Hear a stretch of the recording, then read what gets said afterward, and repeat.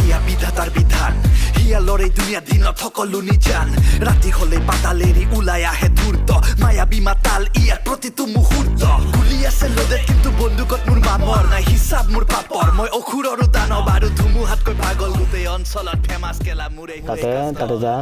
মালখিনি তাতে আছে পইচাটো তাতে ৰাখ আৰু ফুটি দে ভালকে চা